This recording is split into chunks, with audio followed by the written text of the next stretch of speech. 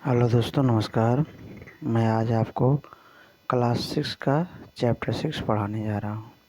ये पूरी तरह से हिंदी में है। ये इंग्लिश की बुक का ट्रांसलेट किया गया है। जी हाँ, आज मैं आपको पूरी डिटेल में बताऊँगा। आपने चैप्टर को जब पढ़ेंगे इसके बारे में आप जानेंगे। आपके पढ़ने से पहले थोड़ा सा और डिस्कस कर लेते हैं। इस पार्ट में हम देखेंगे कि हम कैसे हैं और हम में से प्रत्येक कैसे अलग है। हम सभी अलग अलग तरीक़ों से दिलचस्प लोग हैं और हम सभी अलग अलग चीज़ों में अच्छे हैं। इसे पढ़ते समय सोचें कि आप कैसे हैं और आपको क्या करने में मज़ा आता है। चलो, यहीं से चैप्टर शुरू होता है कि मैं कौन हूँ। भाग एक। अनेक आवाज़ें हैं, कभी राधा तो कभी नसीर तो कभी रोहित अपनी अपनी बात बताते हैं। राधा एक लड़की है जो पेड़ पर चढ़ती है और वहाँ पर आम खाती है और मज़े लेती है। कहती है कि मेरा पसंदीदा काम पेड़ों पर चढ़ना है। हमारे घर के ठीक बाहर एक आम का पेड़ है जिस पर चढ़ना मुझे पसंद है। इसकी शाखाएं फैली हुई हैं, इसलिए पेड़ पर चढ़ना आसान है और मैं दो शाखाओं के बीच आराम से बैठ सकती हूँ। मेरी माँ कहती है कि लड़कियाँ को पेड़ों पर चढ़ना समझदारी नहीं है, लेकिन एक दोपहर वह भी चढ़ गई। वह मतलब उसकी माँ भी पेड़ पर चढ़ जाती है और हम दोनों वहाँ बैठकर बातें कर रहे थे और कच्चे आम खा रहे थे।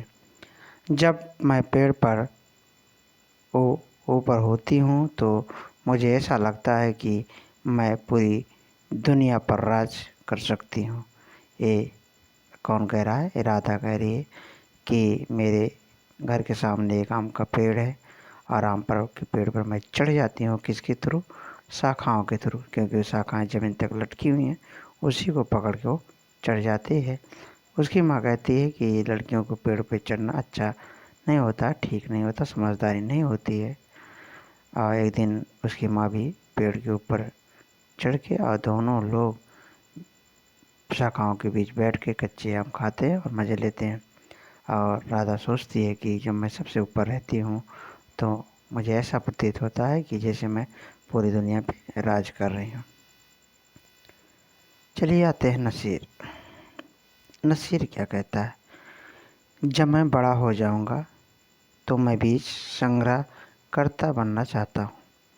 हमारे गांव में कपास के खेत हैं और हर साल मेरे पिता हमारे कपास के पौधे उगाने के लिए नए बीज खरीदने पर बहुत पैसा खर्च करते हैं।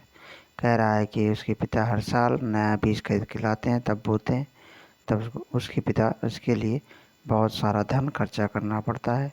और फिर क्या कहता है? मेरे दादाजी ने मुझे बताया है कि कई साल पहले वे अपने पौधों से बीज इकट्ठा कर सकते थे, जिन्हें अगले साल नए पौधे उगाने के लिए बोया जा सकता था। लेकिन आज यह काम नहीं कर सकता है, इसलिए हमें हर साल नए बीज खरीदने के लिए पैसे खर्च करने पड़ते हैं। मैं यह जानना चाहता हूँ कि ऐसा क्यों है। मैं सीखना चाहता हूँ कि बीजों को कैसे सुरक्षित किया जाए ताकि हम उसका फिर से उपयोग कर सकें और हर साल पैसा ना खर्च करना पड़े। जो नसीर है वो बड़ा बन के सीड कलेक्टर बनना चाहता है। सीड संग्राहक जिसे कहा जाता है, सीड को इकट्ठा करने वाला। और सीड को इकट्ठा उसके पिताजी हैं जो कपास की खेती करते हैं और हर साल कपास का नया बीज लाते हैं, जिससे उसके पिताजी को ज़्यादा पैसा खर्चा करना पड़ता है। अब ये कह रहा है नसीर कि जब मैं बड़ा हो जाऊंगा तो मैं कपास के सीड को इकट्ठा करके रखूँगा और उसको हर साल बोऊँगा और मैं बाज़ार से सीड नहीं लाना पड़ेगा। बस इतना ही आज के। रोहित को मैं कल पढ़ाऊँगा। रोहित के बारे में कल डिस्कस करेंगे। Thank you.